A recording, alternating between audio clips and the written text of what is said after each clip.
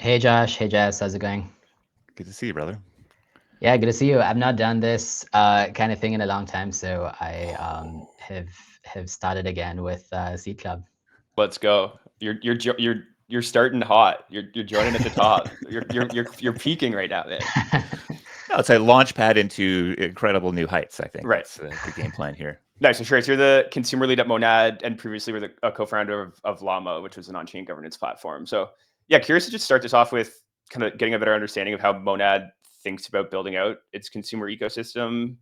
I guess like kind of I guess how you think about consumer generally, what categories you're interested in, and also like, are you more focused on breadth or kind of really going after the few kind of killer success stories? Yeah, so firstly, a quick TLDR on Monad. It's a layer one, fully EVM compatible blockchain that aims to marry both extreme speed along with decentralization. So you can think of it as, Solana and Ethereum had a baby, you would get something like Monad. And the good thing that attracted me to join the team too is that we care like a lot about both getting the technology right and making a lot of sort of new strides in how you re-architect the EVM, but also building an extremely strong community and getting Monad known to a lot of people. And so the way we think about consumer is maybe there's like three broad, categories. The first is, the real world consumer. And so this is things that would, onboard, millions, hundreds of millions of people to on-chain Rails, but they may not know about it. And so you abstract that away. And so this would involve stablecoins, as ZK-TLS, and the on-chain footprint might be low, but the impact would be pretty high. The second is these more speculative consumer apps, and so these would be things that give a reason for people to bridge to Monad. And so if you think of maybe the cycle of crypto, it started with Bitcoin, then ETH, then ICO tokens, then DeFi, then NFTs. But every sort of class created a new asset that people could speculate on. And so I think the speculative consumer crypto, the attempt is to create this new interesting speculative asset. It need not be an You need your innovation. launch pad. You need your launch pad. Yeah, it need not be that, right? Like it could be something totally different. But yeah, something that gives, that has like a very heavy on-chain footprint, but gives people like a better reason to bridge. And then the third is kind of these like more viral consumer apps that need not actually have like a large on-chain footprint, but gets people together in one space. And so uh, you know, Farcaster, for example, is potentially one of these. There's apps like 2 Cents. There's a lot of interesting places where people just gather, and they need not do a lot on chain, but it creates like an effect for like the crypto community to be in one place. So you guys are still in test net, but have also been pretty effective at attracting founders to build within your ecosystem. So what do they want from you guys that you're able to be the best solution for at this stage? Yeah, I think the besides the core reason, which is you could build on Monad because you could scale with Monad. You could scale to millions of users at extremely low costs and high throughput without having any like performance or infrastructure issues, with having all the like EVM infrastructure that comes with it. So I think that's like maybe the table stakes that gets people interested in Monad. Like you wanted to hear more. I think the additional thing we provide to teams is the ability for you to sort of ride the tailwind of Monad's growth. And so the good thing is we are going to launch mainnet soon. There is a lot of open like greenfield for like apps to like serve our like very rabid like set of community and users. And so uh, one interesting analogy you can think of is when people get into when a new person comes into crypto, like the first thing they think of is like Ripple or Cardano, right?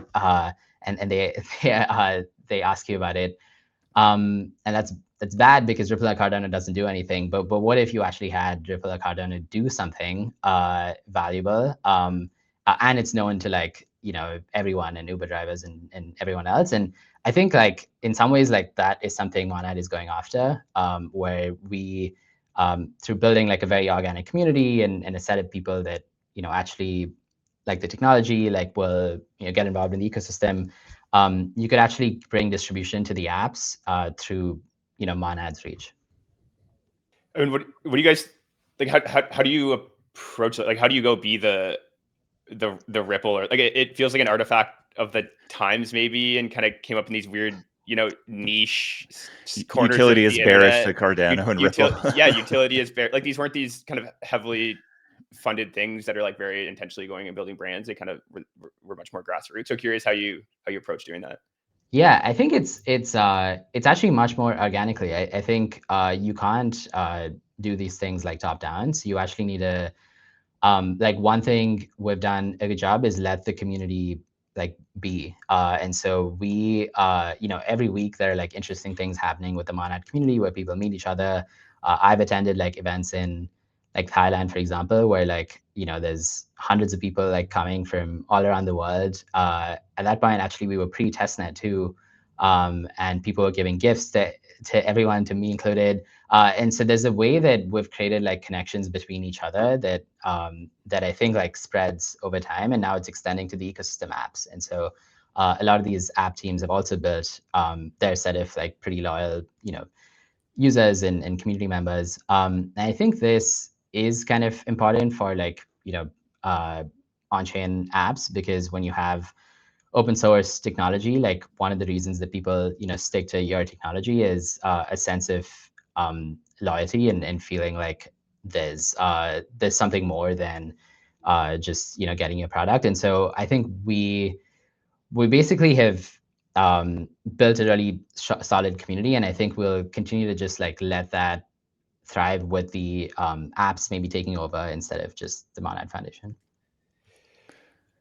All right. So what 2025 is the year of too many chains, I think, on the timeline. And I think, we've seen a lot of recently launched chains really struggle to kind of get out of testnet and onto public markets and, sustain growth and interest after that. So I guess the question I have for you is like, what do you guys need to get right to avoid that fate? Yeah, I think the first thing is actually performance is still very underrated. I think that's like maybe my contrarian take is people you still like overlook that to get the basics right, and basics in codes, because it actually is pretty hard to like have an extremely scalable chain that is low cost, high throughput, that like an app can get to millions of users without performance issues. You have, it's not just the chain, but the RPCs and like all the infra providers have to sort of scale their systems with that. So I think that itself is extremely important. And you saw this a bit with Solana, where they delivered on this, and that was like that was almost good enough. There was, of course, like a lot of other things going on, but I don't think if they didn't deliver on that, they would have had the traction they did. So I think there's scope for like taking that up a notch, especially on the EVM. And then two, I would say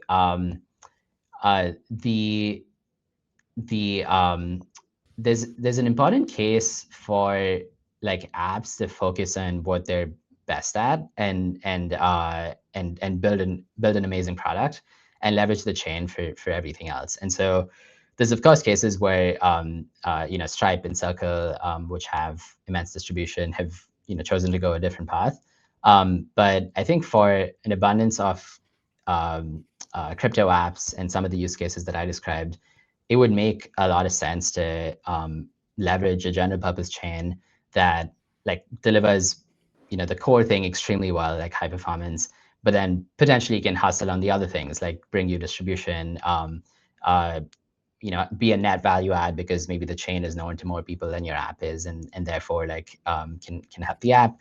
But yeah, that is I think crypto people like overthink like the strategy stuff a bit. Like I think there's a lot of very weak execution in the space, and so if you spend like 1 week in the office of one of these teams, you'll just understand that it's actually not as strategy is important, but you can actually out execute someone in a year and a half. Yeah, so I assume a big part of your role is, supporting early stage consumer teams that are building on Monad. So I'm curious if there are any big lessons that you're kind of taking away from your experience building Llama that you're leaning on when supporting these teams. Yeah, I think maybe the first one on the consumer side specifically is that it's kind of important to like have an opinionated thesis, and then like almost like you can iterate a lot on the edges, but you actually want like the core thing to really be tested out before you before you truly pivot.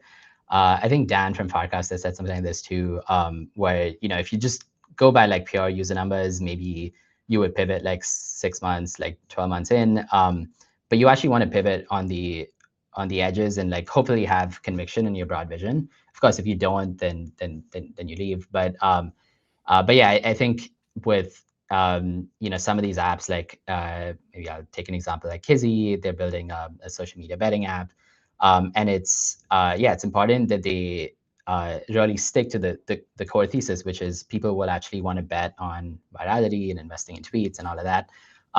But the way they do that could be extremely variable. Like maybe they want to use the Kizzy app, maybe they discover actually no, like you want to do it natively on Twitter. Maybe it's some combination of those, like how important notifications. You want to like iterate on that every week. But you just won't see the thesis play out in consumer crypto if you don't wait it out. Like Polymarket would have pivoted 1 year in.